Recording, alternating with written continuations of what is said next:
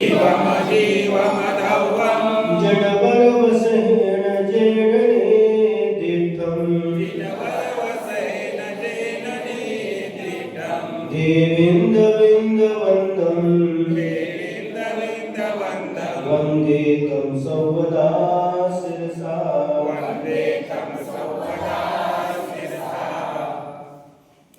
जीवमजीवं द्रव्यम्।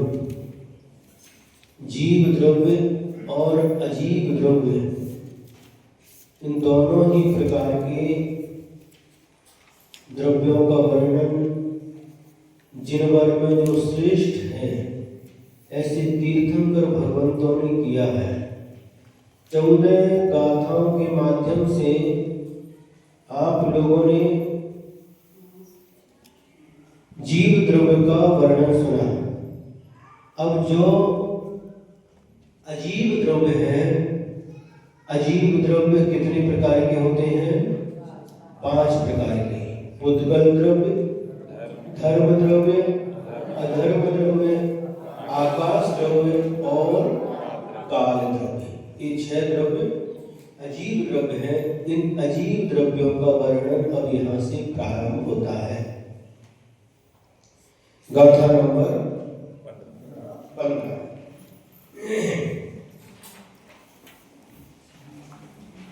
अजीवो पुननेयो पुग्गल धम्मो अधम्मो आयासम् कालो पुग्गल मुक्तो रूवादि गुणो अमूर्ति से साधु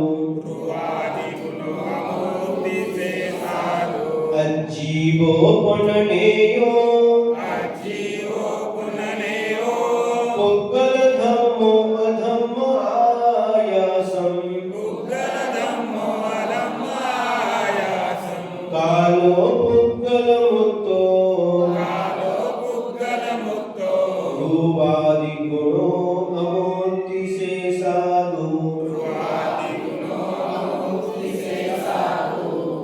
अजीवो पुननेयो पुग्गल धम्मो अधम्मो आयासम् कालो पुग्गल मुक्तो रूपादि गुणो अमूर्ति से साधु। इसके बाद में पुग्गल धम्मो अधम्म आयासम कालो। पुग्गल यानी पुद्गल, धम्मो यानी धर्म, अधम्म यानी अधर्म, आयासम यानी आकाश, कालो यानी काल। इन द्रव्यों को अजीवो अजीव द्रव्य नेयो जानना चाहिए। पुग्गल रूपादि गुणों, उनमें से जो पुद्गल द्रव्य है वह उसमें रूप आदि गुण पाए जाते हैं, इसलिए मुद्दो मूर्तिक है। 2 किंतु जिनमें रूप आदि गुण नहीं पाए जाते ऐसे शेषा, बाकी के जितने भी द्रव्य हैं वह अमूर्तिक हैं। एक गाथा का अर्थ हुआ। एक बार पुनः देखेंगे। पुनमणि और अजीव, जो पुग्गल यानी पुद्गल, धम्मो यानी धर्म, अधम यानी अधम अधर्म, आयासम यानी आकाश, कालो यानी काल, ये 5 द्रव्य अजीवो, इनको अजीब नेयो यानी जानना चाहिए। इन 5 द्रव्यों को अजीब जानना चाहिए। और इन 5 द्रव्यों में से जो पुद्गल द्रव्य है, पुग्गल रूपादि गुणों, पुद्गल द्रव्य में रूप आदि स्पर्श गंध वर्ण आदि पाए जाते हैं, इसलिए यह मुद्दो मूर्तिक है। किंतु बाकी के जो 4 द्रव्य बचे, धर्म द्रव्य, अधर्म द्रव्य, आकाश द्रव्य और काल द्रव्य, इनमें रूप आदि स्पर्श आदि नहीं पाए जाते, इसलिए शेष 4 द्रव्य अमूर्तिक है। समझ में आया? मूर्ति किसे कहते हैं? जिसमें स्पर्श रस गंध वर्ण पाया जाए वह मूर्ति कहलाता है। धर्म द्रव्य में, अधर्म द्रव्य में, आकाश द्रव्य में और काल द्रव्य में ये स्पर्श रस गंध वर्ण नहीं पाए जाते, इसलिए अमूर्तिक है। और पुद्गल द्रव्य में स्पर्श रस गंध आदि पाए जाते हैं, इसलिए पुद्गल द्रव्य मूर्तिक है। यह इस गाथा का अर्थ हुआ। अजीव द्रव्य और पुद्गल द्रव्य, इसमें अंतर है कि नहीं? है? अंतर है। क्या अंतर है? जो 7 तत्वों में जीव, अजीव, आश्रव, बंध इत्यादि कहते हैं, उसमें भी अजीव आता है। लेकिन 6 द्रव्यों में अजीव द्रव्य और पुद्गल द्रव्य, इसमें कोई अंतर है क्या?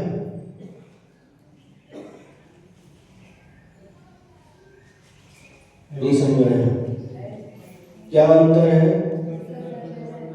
हाँ, ये तो मूर्तिक है और बाकी अमूर्तिक है, ये अंतर हुआ।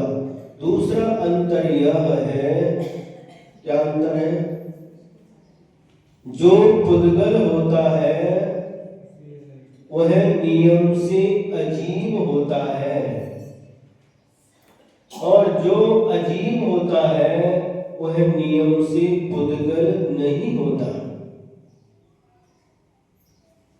जो जो पुद्गल द्रव्य है वह नियम से अजीब ही है, किंतु जो जो अजीब है वह नियम से पुद्गल नहीं है। एग्जाम्पल तो यही है ना, क्योंकि पुद्गल में स्पर्श रस गंध वर्ण पाया जाता है, यह तो अजीब है। लेकिन धर्म द्रव्य, अधर्म द्रव्य, आकाश द्रव्य, ये अजीब तो है लेकिन पुद्गल नहीं है। पुद्गल द्रव्य अजीब है,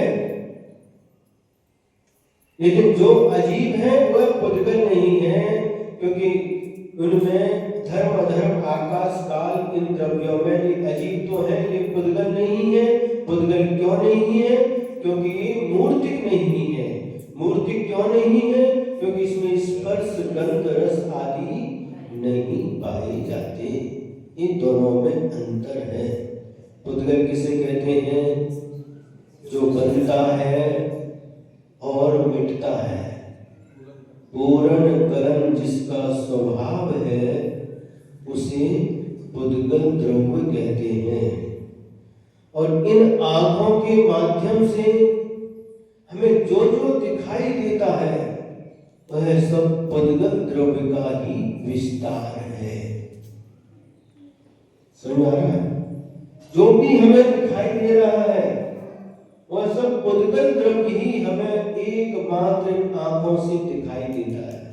धर्म द्रव्य दिखाई देता नहीं, अधर्म द्रव्य दिखाई देता नहीं, आकाश द्रव्य और काल द्रव्य भी दिखाई देते नहीं, और जीव द्रव्य भी दिखाई देता नहीं।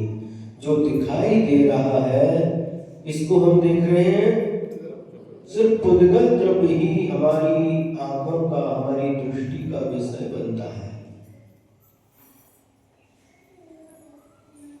सुना है?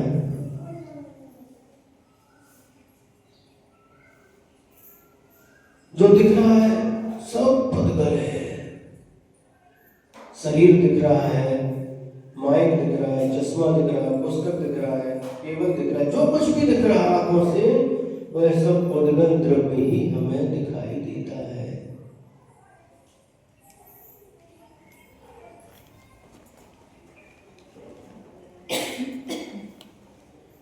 और उस पुद्गल द्रव्य के माध्यम से ही हम उसको अपना समझकर अपनाते हैं और सुख दुख का अनुभव करते हैं।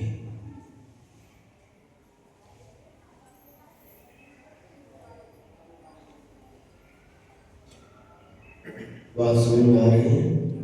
हाँ। आचार्य पूज्यपाद स्वामी ने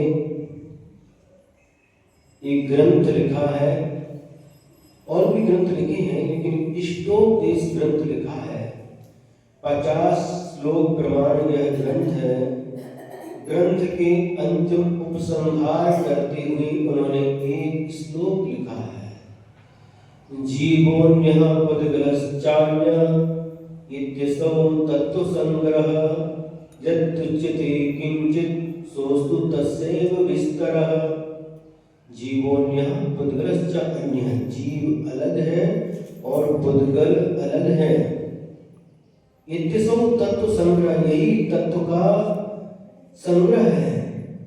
यदुच्यते किंचित यद अन्यत् उच्यते किंचित सह अस्तु तस् एव विस्तरः, और जो कुछ भी आगे कहा जाता है वह इसी का विस्तार है।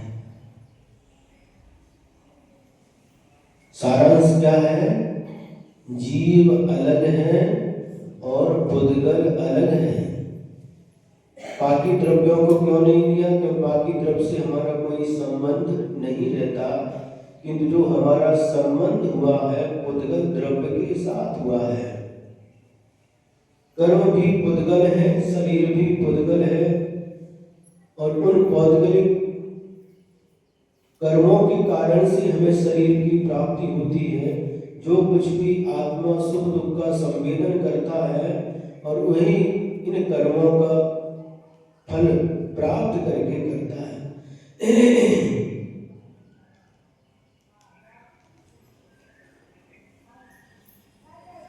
और पुद्गल को ही अपना समझ करके अपनाता है और इकट्ठा करके संचय करके रखता है। कहाँ रखता है? बोलो, कहाँ रखते हैं? तिजोरी के अंदर क्या रखा है? कौन सा द्रव्य है? पुद्गल द्रव्य है। पुद्गल द्रव्य है, चाहे सोना हो, चांदी हो, हीरा जवाहरात हो, पैसा हो, कुछ भी हो, सब क्या है? पुद्गल है। और पुद्गल को तिजोरी के अंदर कप्पा, कप्पे के अंदर दूसरा कप्पा, और उसके अंदर भी तीसरा कप्पा, कप्पे के अंदर कप्पे, कितने कप्पे हमको पता नहीं, आपको पता है। और उसमें भी रखते हैं। फिर कहाँ रखते हैं? मखमल की गादी पर। मखमल की गादी पर देखो ना, बॉक्स देखे ना, जो बॉक्स आते हैं उसमें मखमल रहता है ना, मखमल की गादी पर रखते हैं अच्छी तरह से, और उसको लॉक, उसके बाद दूसरा कप्पा बंद करके उसको लॉक, फिर तीसरे को लॉक, चौथे को लॉक, लास्ट में तिजोरी को लॉक करते हैं। और इसके बाद में जिस रूम में तिजोरी रखी है उसमें भी एक ताला डाल करके लॉक करके रखते हैं। और लॉक करने के बाद जब कभी घर से बाहर जाना हो तो जो ताला लगाया उसको लगाने के बाद खींच करके देखते हैं, अच्छी तरह से लगा के नहीं। क्यों? दिगंबर जी खींचते हैं, लगा भी नहीं अच्छी तरह से। पुद्गल द्रव्य की सुरक्षा कितनी अच्छी से हम करते हैं, लेकिन आत्म द्रव्य की सुरक्षा की तरफ कोई विचार नहीं जाता। पुद्गल द्रव्य से कितना मोह है और उसका ही एक परिणाम है। पुद्गल द्रव्य से मोह होने के कारण से आज तक हमारा जो पुद्गल रूप शरीर प्राप्त हुआ है, यह मिलता जा रहा है। एक शरीर छूटता है, दूसरा शरीर प्राप्त हो जाता है। एक इसका परिणाम है, इस पुद्गल द्रव्य से मोह का ही ये परिणाम है।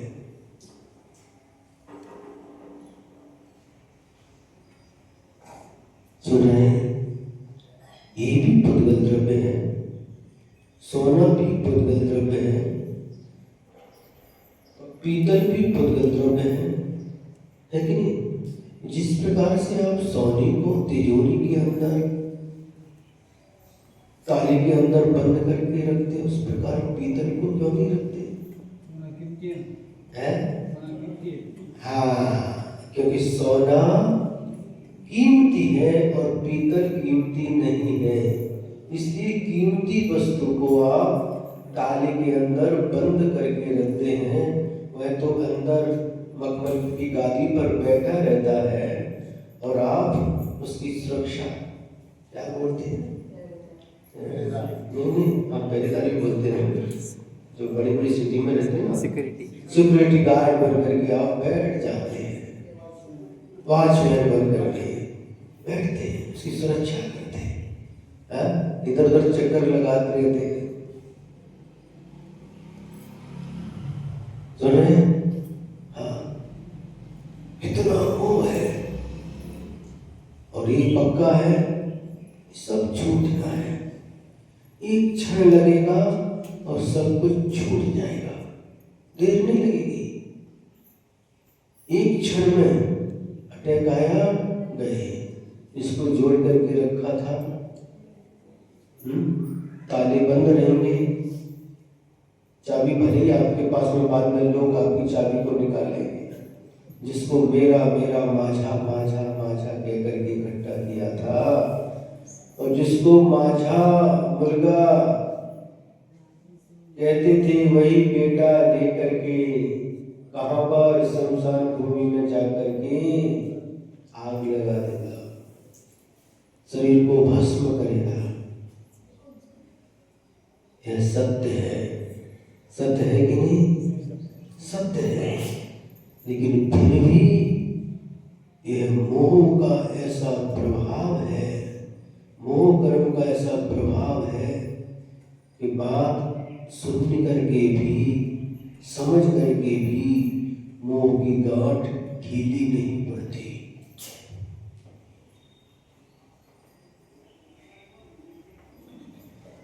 तो दादी जी, मोह की गांठ ढीली नहीं पड़ती। अगर मोह की गांठ ढीली पड़ जाए तो फिर उस सोने में और पीतल में, रत्नों में और कांच में, महल में और शमशान भूमि में कोई भी अंतर समझ में नहीं आएगा, सब एक जैसा दिखेगा।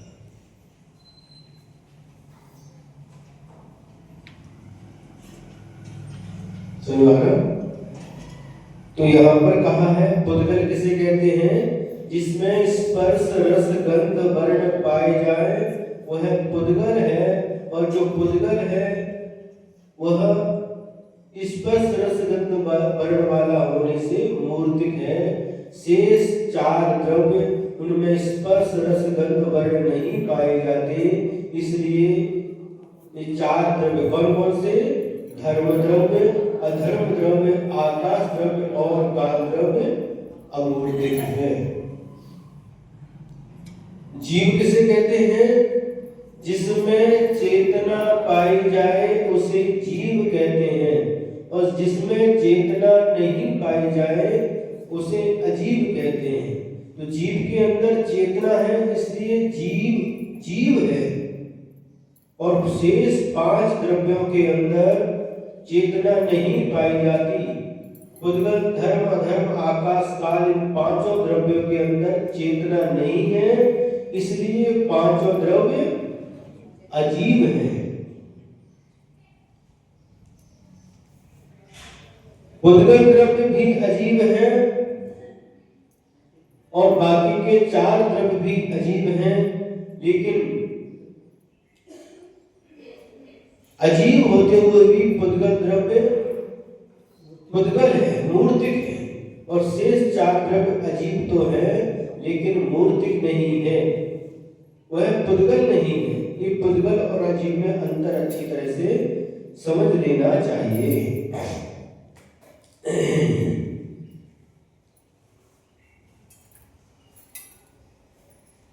क्या हुआ? चेतन वाला एकमात्र जीव द्रव्य है और मूर्तिक एकमात्र पुद्गल द्रव्य है इन अजीब द्रव्यों में से।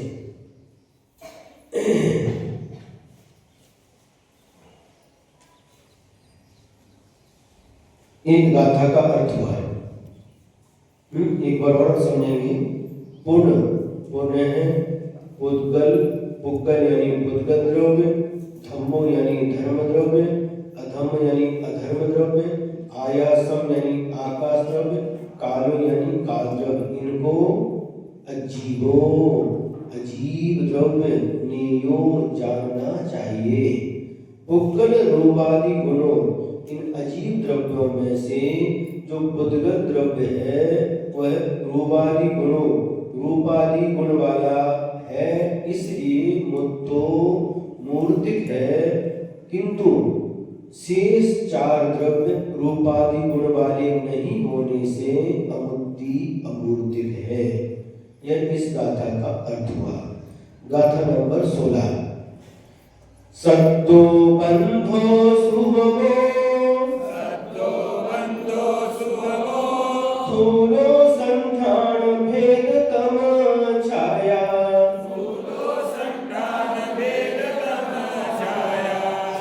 उज्जोदादव सहिया, पुग्गल दवस पज्जाया, सत्तो बंधो सुभगो स्थूलो संठान भेद तम छाया, उज्जोदादव सहिया, पुग्गल दवस पज्जाया।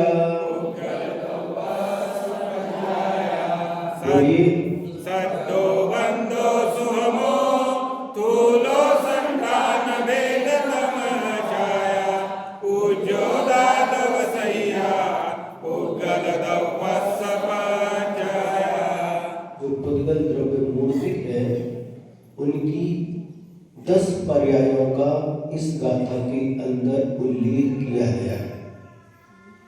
सत्तो यानी शब्द, बंधो यानी बंध, सुहमो यानी सूक्ष्म, स्थूलो यानी स्थूल, संठान यानी संस्थान, भेद यानी भेद, तम यानी अंधकार, छाया यानी छाया परछाई, उज्जोत यानी उद्योत, आदव यानी आतप, सहित सहिया यानी सहित। ये सब पुग्गल दवस्य पुद्गल द्रव्य की पज्जाया पर्यायें होती हैं। एक बार देखेंगे। शब्दो यानी शब्द, बंधो यानी बंध, सुहमो यानी सूक्ष्म, स्थूलो यानी स्थूल, संठान यानी संस्थान, भेद यानी भेद, तम यानी अंधकार, छाया यानी छाया, उज्जोत यानी उद्योत, आदव यानी आतप, सहिया यानी सहित। ये सभी पुग्गल दवस्य पुद्गल द्रव्य की पज्जाया पर्यायें हैं।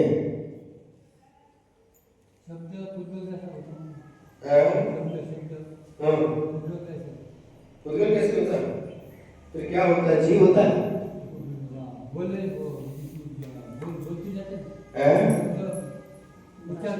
देखिए, भाषा परगना के स्कंधों का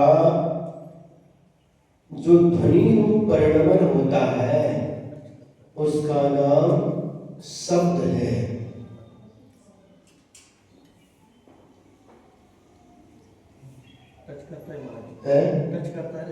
नहीं, टच तो करता है, लेकिन शब्द की जो उत्पत्ति होती है जो भाषा परिगणाओं के द्वारा है, भाषा परिगणाओं के स्कंधों के जो ध्वनि रूप परिणमन होता है वह शब्द कहलाता है। आप सुन रहे हैं, ये क्या है? शब्द है। शब्द को सुन रहे हैं, तो ये शब्द जो बन रहे हैं कैसे बन रहे हैं? जो भाषा वर्णनाएं हैं वही ध्वनि रूप परिणमन होकर के आपके कान तक आ रहे हैं।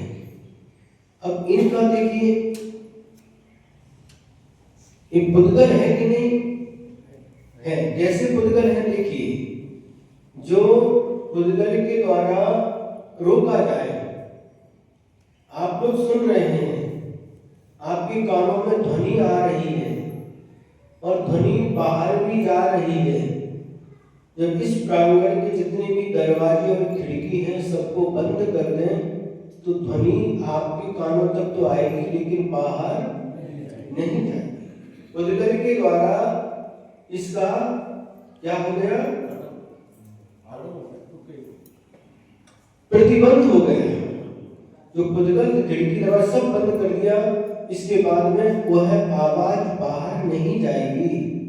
जब कभी आप लोग कार से यात्रा करते हैं और उस समय जो कार के अंदर कांच है उस सबको बंद कर दिया और बंद करने के बाद बाहर की आवाज कार के अंदर आती है? नहीं आती। और कार में बैठ कर के जो आप बात कर रहे हैं आपकी आवाज बाहर जाती है? नहीं जाती। तो पुद्गल के कारण से ही खिड़की जो क्या है, कांच किसका परिणाम है? पुद्गल की पर्याय है। और उसके कारण से ही वह सब तो वहां पर टकराते हैं लेकिन बाहर नहीं जा सकते। समझ आ रहा है? यह भी, इसके भी भेद किए गए हैं। जीव के द्वारा ये उत्पन्न होने वाले अलग हैं, है ना? भाषात्मक अलग है, आभासात्मक अलग है।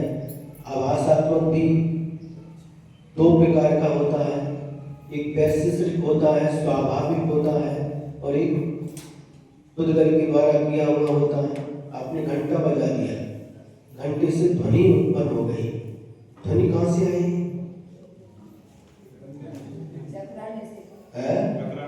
टकराने से आई ना। तो वह किसका परिणाम हुआ? किसकी पर्याय है? उस पुद्गल की पर्याय है।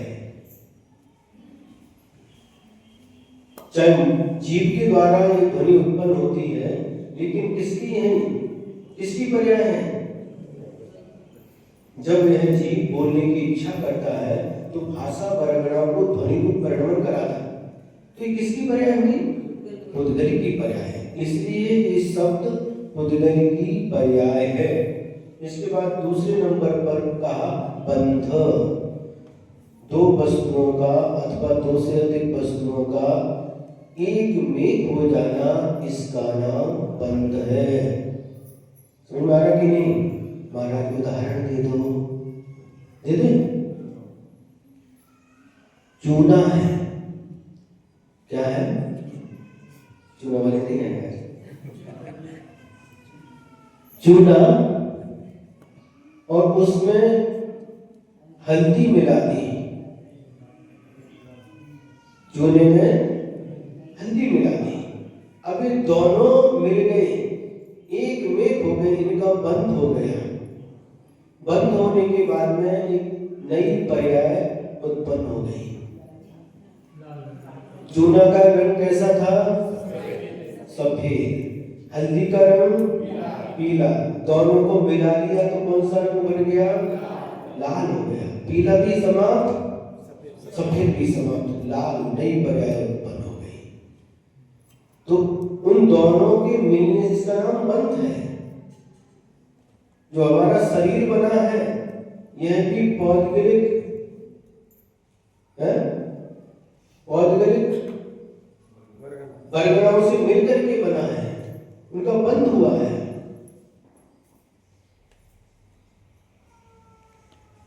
हुआ कि नहीं? दूध है, दूध में बादाम डाल दिया, क्या बन गया? उसका संबंध हुआ, एक नई पर्याय उत्पन्न हो गई। गर्मी का समय है, आप लोग क्या पीते हैं? नींबू का शरबत। पानी है, पानी भी पुद्गल है, नींबू का रस भी पुद्गल है, और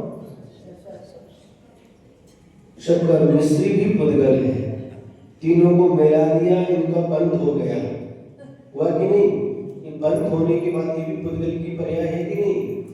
और आप लोग गर्मी के समय आराम से उस नींबू की शिकंजी को पी लेते, वहां पर बंद हुआ कि नहीं? तीनों वस्तुओं का एक में हो गए, शिकंजी बन गई। तो बंद के ये भी पुद्गल की पर्याय है। इसके बाद में सूक्ष्म यानी सूक्ष्म और थूलो यानी स्थूल। सूक्ष्म यानी छोटा, स्थूल यानी बड़ा। तो स्वभाव से परमाणु सबसे सूक्ष्म है और महास्कंध सबसे बड़ा है। यह पुद्गल की ही पर्याय है। और अपेक्षाकृत भी हम यदि इनमें लगाते हैं तो दो वस्तुओं को लेकर के सूक्ष्म और स्थूल को समझ सकते हैं। कैसे समझ सकते हैं?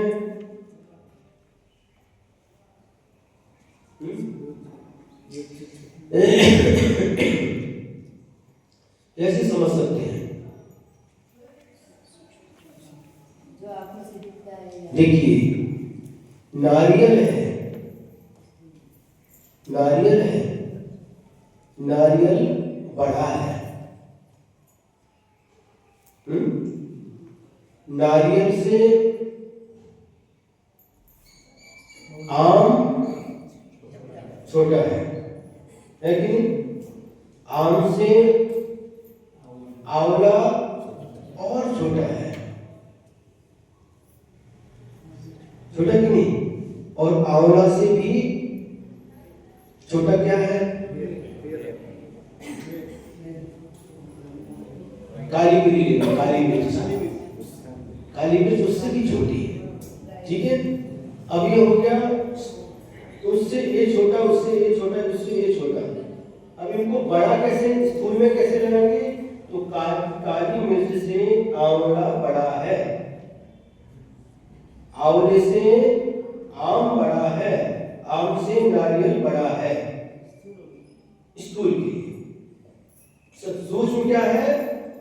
ऊपर से नीचे आएंगे तो उससे छोटा, उससे सूक्ष्म, उसके अपेक्षा सूक्ष्म, उसके अपेक्षा सूक्ष्म। और जब नीचे से ऊपर जाएंगे तो काली मिर्च की अपेक्षा, काली मिर्च सूक्ष्म है और उससे आंवला स्थूल है, आंवले से आम स्थूल है और आम से नारियल स्थूल है।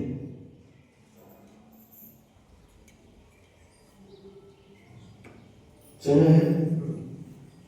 एक उदाहरण और देख लो। हाथी को ले लो। हाथी, हाथी सबसे स्थूल है, मतलब अपने आप यहाँ पर जो दिखाई देता हूं मैं, हाथी की अपेक्षा गाय सूक्ष्म छोटी है, गाय की अपेक्षा घोड़ा और छोटा है, घोड़ा की अपेक्षा हरिण, हरिण, हिरण छोटा रहता है, घोड़ा से हिरण छोटा है और हिरण से शशा और छोटा है, शशा से मेढक, मेढक क्या बोलते हैं? मेढक और छोटा है, और मेढक से चींटी और छोटी है। अभी उसकी अपेक्षा ये, उसकी अपेक्षा है, उसकी अपेक्षा छोटे छोटे हैं। अब चींटी सूक्ष्म है, छोटी है, इससे मेढक स्थूल है, बड़ा है। मेढक से शशा खरगोश और बड़ा है, स्थूल है। खरगोश से हिरण और स्थूल है, बड़ा है। हिरण से घोड़ा और स्थूल है, बड़ा है। और घोड़े से गाय और बड़ी है, स्थूल है। और गाय से हाथी और बड़ा है, स्थूल है। उदाहरण समझ में आते हैं? एक सूक्ष्म और स्थूल, इनको समझने के लिए आपके लिए दो उदाहरण दे दिए। ये भी स्थूल और सूक्ष्म, ये भी पुद्गल की पर्याय है। फिर इसके बाद में संठान, संठान यानी संस्थान, संस्थान यानी आकार, आकृति, यह भी पुद्गल की पर्याय है। आंखों से जो कुछ भी आपको आकृति संस्थान दिखाई देते हैं, जीव की अपेक्षा से जो शरीर प्राप्त होते हैं 6 संस्थान होते हैं, अलग अलग संस्थान होते हैं, और भी ये भी पुद्गल की ही पर्याय है। और इसके अलावा जो कुछ भी आपको दिखाई देता है, यह पीछी का आकार दिखाई दे रहा है, जो शेप दिखाई दे रहा है आंखों से, जो आकृति दिखाई दे रही है, ये भी किसकी पर्याय है? पुद्गल की पर्याय है। ये चश्मा दिखाई दे रहा है, इसका जो आकार दिखाई दे रहा है, यह भी पुद्गल की पर्याय है। ये पेंसिल दिखाई दे रही है, यह भी पुद्गल की पर्याय है। जो कुछ भी दिखाई दे रहा है, वह जो भी आकार हमें अपनी आंखों से दिखाई देता है, जो भी आकृति अलग अलग पुद्गल वस्तुओं की जो जो आकृति दिखाई देती है, यह भी पुद्गल की ही पर्याय है। इसके बाद में भेद संस्थान के बाद में भेद, भेद का अर्थ होता है टुकड़ा, यह भी पुद्गल की पर्याय होती है। कैसे? एक कपड़ा ले लिया आपने और कपड़े को फाड़ दिया, ये हो गया भेद। क्या हो गया? ये भेद हो गया। एक कपड़े के 2 टुकड़े कर दिए, ये भेद हो गया। 2 से फिर 4 कर दिए, ये भेद। 4 से 8 कर दिए, फाड़ते गए तो चिंती तक आ गया। क्या ये सब क्या हो रहा? भेद। ये भेद भी पुद्गल की पर्याय है। समझ आ रहा? किसी भी वस्तु के जो हम टुकड़े करते हैं, घड़ा था, घड़ा मिट्टी का घड़ा था और फूट गया, उसके टुकड़े टुकड़े हो गए, ये क्या हो गया? ये भेद हुआ, और ये भी पुद्गल की ही पर्याय है। कांच की कोई वस्तु थी, कांच का कोई बर्तन था और लेकर के जा रहे थे, हाथ से छूट गया और टुकड़े टुकड़े हो गए। उसके जो टुकड़े टुकड़े हुए, जो ये सब क्या कहलाएंगे? भेद। और ये भेद भी पुद्गल की पर्याय है। समझ आ गया? ठीक है। अब इसके आगे तम यानी अंधकार, अंधकार भी पुद्गल की पर्याय है। रात के समय सूर्य अस्त हो गया, लाइट भी चली गई, दरवाजा बंद है, कुछ भी दिखाई नहीं देता। किसके कारण से? अंधकार के कारण से। आंखें खुली हैं, फिर भी दिखाई नहीं दे रहा है। चश्मा भी लगा लिया, फिर भी दिखाई नहीं दे रहा। क्यों? दृष्टि विरोधी अंधकार। दृष्टि का जो विरोधी है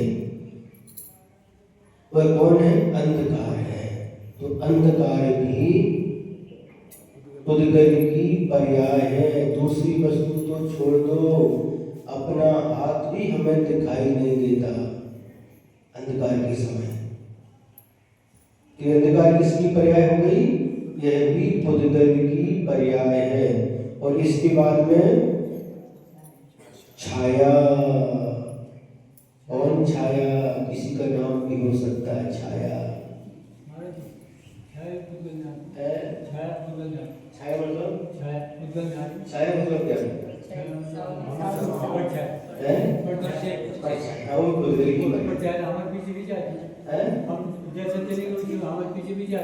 आपके पीछे पीछे भी आते हैं और आपके आगे आगे भी जाते हैं।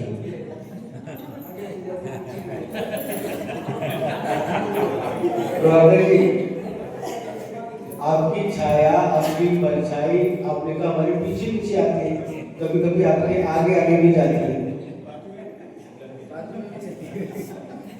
कभी कभी साइड में भी पड़ते हैं, इस साइड में भी आते हैं, इस साइड में भी आते हैं। कैसे?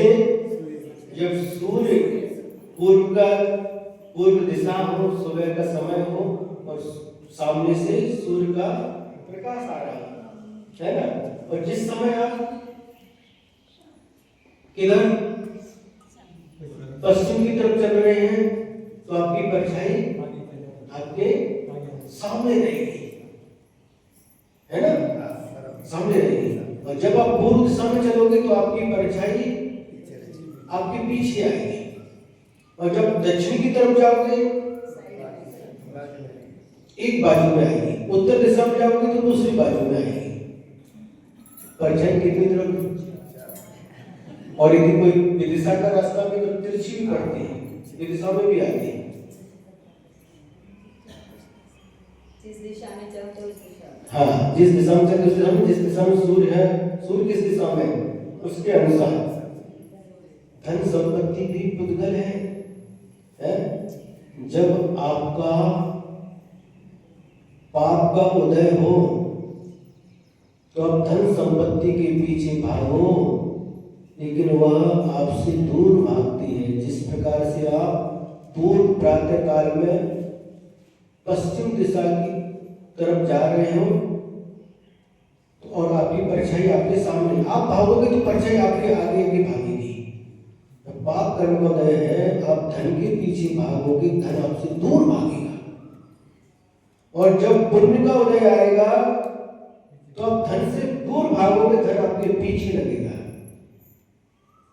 पूर्व दिशा की तरफ आप भाग रहे हैं, वो परछाई आपके पीछे पीछे भाग रही है, धन आपके पीछे लगेगा। पुण्य के उदय में आप धन से दूर भागोगे, लक्ष्मी से दूर भागोगे, लक्ष्मी आपके पीछे लगेगी, आपको छोड़ेगी नहीं। पुण्य का उदय हो तो, और पाप का उदय हो, आप लक्ष्मी के कितने भी पीछे भागो वह आपसे आगे आगे भागती जाएगी। समझ में आया कि नहीं? तो यह छाया भी, जिसको आप लोग सावली बोलते हैं, यह पुद्गल की पर्याय है। ये कितनी प्रकार की होती है? धूप के समय तो आपने देख ली सावली पड़ गई। कभी कभी पानी में जाकर के भी देखना, जो पानी शांत हो, जिसमें कोई तरंग नहीं हो, उसमें जाकर के झांक करके देखना, उसमें भी आपकी छाया दिखाई देगी। वह भी पुद्गल की पर्याय है। तेल के अंदर भी देखो, या पिघला हुआ धूप हो, उसमें भी देखो, उसमें भी आपकी छाया दिखाई देगी। वह भी पुद्गल की पर्याय है। और जिस समय आप क्या करते हैं, छाया चित्र, आपके पिताजी नहीं है, पिताजी का मरण हो गया और उनका एक फोटो लगा करके रखा है, ये क्या है? छाया चित्र। यह भी छाया है, छाया चित्र है, यह भी पुद्गल की ही पर्याय है। टीवी में भी आप जो प्रवचन आदि सुनते हैं, मोबाइल में प्रवचन आदि सुन रहे हैं, जो दिखाई दे रहे हैं, सुनाई पड़ रहा है, ये सब क्या है? पुद्गल। ये भी क्या परछाई है, साक्षात नहीं है, वह भी पुद्गल की ही पर्याय है। समझ में आ गया? छाया भी पुद्गल की पर्याय हो गई। इसके बाद में उज्जोत, उज्जोत यानी उद्योत। उद्योत का मतलब क्या होता है? वह प्रकाश जो हमारी आंखों को त्रास नहीं देता, जिसको देखने से हमारी आंखों को त्रास नहीं होता, उसे कहते उद्योत। उदाहरण, चंद्रमा। पूर्णिमा की रात्रि हो और रात्रि के समय वह चंद्रमा पूर्णता को प्राप्त हो गया हो, उसको जब अपनी आंखों से देखते हैं तो कैसा लगता है? गर्म लगता है, ठंडा, शीतलता लगती है। तो इसे उसको कहते हैं उद्योत। उस चंद्रमा की जो किरणें हैं, जो शीतलता देती हैं, आंखों से देखने से आंखों को त्रास नहीं होता, इसे कहते, उस प्रकाश को कहते उद्योत। उसी प्रकार से एक कीड़ा होता है, शायद 4 इंद्रिय जीव है, जिसको हिंदी में जुगनू बोलते हैं। रात्रि के समय जब वह उड़ता है और उड़ते समय उसको प्रकाश, थोड़ा थोड़ा प्रकाश दिखाई देता है। मराठी में क्या बोलते हैं उसको?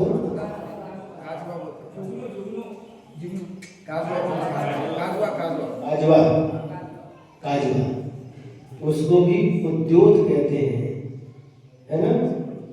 इसी प्रकार से चंद्रकांत मणि होती है, चंद्रकांत एक मणि होती है, चंद्रमा के स्पर्श से पानी झरने लगता है, उससे भी जो किरणें प्राप्त निकलती हैं, उससे भी आंखों को त्रास नहीं होता, उसे कहते हैं उद्योत, विशेष रूप से चंद्रमा की किरणें। अब इसके बाद में आया आतप, जिसको देखने से आंखों को त्रास होता, आंखों को चुभती है, उसका नाम है आतप। जैसे सूर्य का जो प्रकाश है वह क्या है? आतप। यह भी किसकी पर्याय है? उद्योत भी बुद्धिगल की पर्याय है और आतप भी बुद्धिगल की पर्याय है। सैया इससे सहित, आतप आदि से सहित एक पुगल तर्वस पज्जाया, ये सभी बुद्धिगल द्रव्य की पर्याय है। कितनी हो गई? 10 हो गई। इसी प्रकार से ये इन्हीं 10 का उल्लेख तत्वार्थ सूत्र में आचार्य श्री उमा स्वामी महाराज जी ने इन्हीं 10 के माध्यम से उद्गल की पर्यायों का वर्णन किया है। शब्द बंद सौक्ष्म स्थल संस्थान भेद तमस छाया तपोद्योत बंतश्च, ये सूत्र लिखा है। ये 10 पर्यायों का वर्णन है। किसकी पर्याय है सभी? ये उद्गल द्रव्य की पर्याय है। होगी 10? गिन लो एक बार। शब्दों यानी शब्द 1, बंध 2, सूक्ष्म 3, स्थूल 4, संस्थान 5, भेद 6, तम 7, छाया 8, उद्योत 9 और आतप 10। ये सभी पुद्गल द्रव्य की पर्याय है। पुद्गल द्रव्य है और वे उसकी पर्याय है। एक बार पुनः रिविजन करेंगे दोनों बातों को। अजीबो पुननेयो, पुद्गल धम्म अधम्म आयासम, कालो पुद्गल मुक्तो, रूपादि गुणो अमूर्ति से साधो।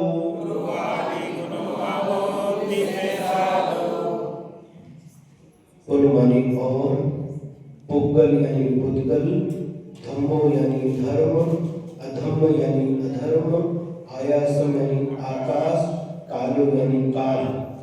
यानी पुद्गल, धर्म, अधर्म, आकाश और काल द्रव्यों को अजीबो नेयो, अजीब द्रव्य जानना चाहिए। पुद्गल रूपादि गुणों, उन 5 अजीब द्रव्यों में से जो पुद्गल द्रव्य है वह रूपादि गुण वाला है, इसलिए मुद्दो मूर्तिक है। किंतु शेष द्रव्य उनमें रूपादि नहीं पाए जाते, इसलिए शेष बचे हुए 4 द्रव्य, धर्म द्रव्य, अधर्म द्रव्य और आकाश द्रव्य, काल द्रव्य एक अमूर्तिक है। सद्दो बंधो सुहवो, थूलो संठान भेद तम छाया, उज्जोलादव सैया, पुद्गल दवस पज्जाया। बोलो।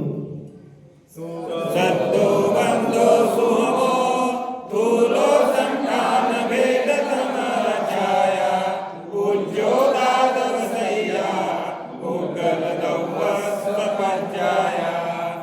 शब्दों यानी शब्द, बंधु यानी बंध, सोहमो यानी सूक्ष्म, थूल यानी स्थूल, संठान यानी संस्थान, भेद यानी भेद टुकड़ा, तम यानी अंधकार, छाया यानी छाया, उज्जोत यानी उज्जोत, आदप यानी आदप, सैया यानी सहित, पुद्गल दवस पज्जाया, ये सभी पुद्गल द्रव्य की पर्याय है। एक बार पिछली कथा को उच्चारण करेंगे। जीवम जीवम धर्मम, जनवर कसहे न जेवणे दिठम,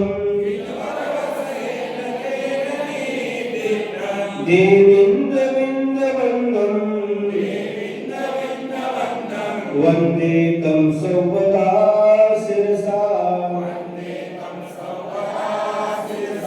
जीवो उमोगमो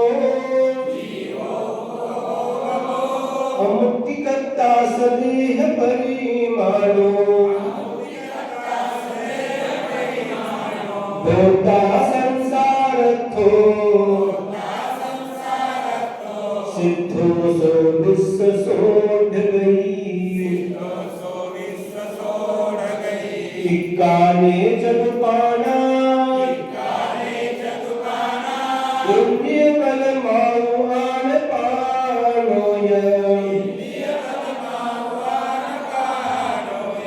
भवहारा सो जीवो निश्चय में दो चेतना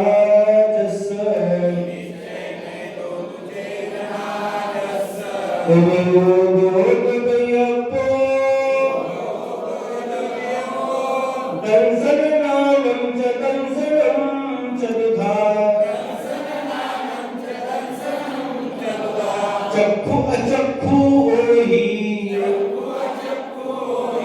दंसन मद केवलम नेयम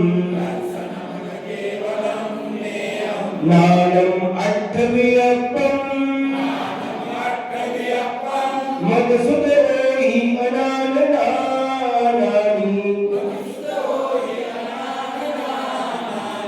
मनपच्च केवलमवि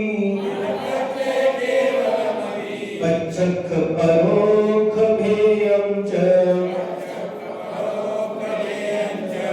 अट्ठ चतुर्नादंसन सामन्नं जीवलक्षणं भणियम् व्यवहारा शुद्धनया शुद्धं पुनदंसनं नानम् वर्णरस पंचगंधा दो भाषा अठ निश्चया जीवे नो संत्य मुक्ति कदो भवहारा मोति बंधादो पुग्गल कम्मादीनम् तत्ता व्यवहार गुणेच्छदो चेतन कम्मानादा शुद्धनया सोद्भावानम् व्यवहारा सुदुःखम् पुग्गलकम् फलं भुञ्जेति आदानिच्छयनेदो चेतन भावं कुवादस्य अनुगुरुदेह प्रमाणो उपसंहारप्य सपदो चेदा असमोहनो व्यवहारा निच्छयनयो असंकलेशो वा पुरविचलते उवाऊ वनपदी विविधावरे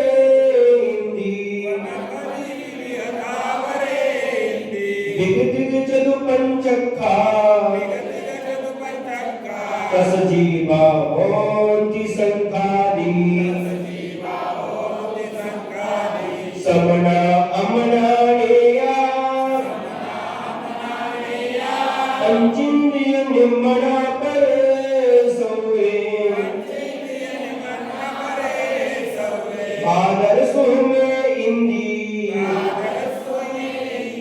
सौवे पज्जत इदराय मग्गल गुण ठाणे हिया चौदसई हवंती तह अशुद्ध नया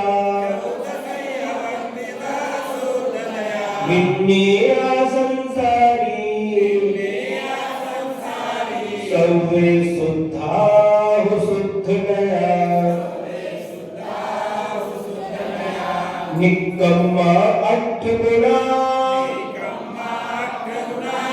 इंचूड़ा चरम देह दो सिद्धा लोयक ठिदा निचा उपाद भये संयुक्ता अजीवो पुनने पुद्गल धम्मो अधम्मो आयासम कालो पुद्गल मुक्तो गुरुवाद गुरु अमोति से साधु सत्तो बंधो सुमो पूरे संधान भेद तम छाया उज्ज्वलादव सैया पुद्गल दवस पज्जाया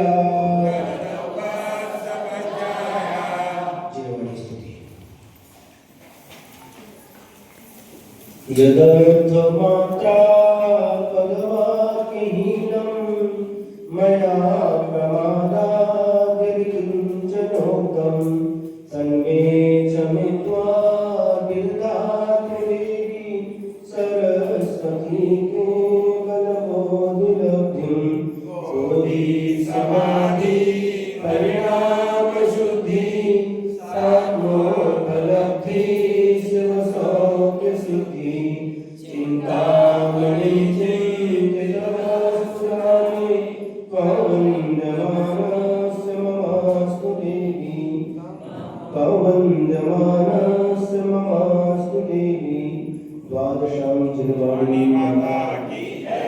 परम उपकारी परम पूज्य आचार्य गुरुदेव श्री विद्यासागर जी महाराज की जय।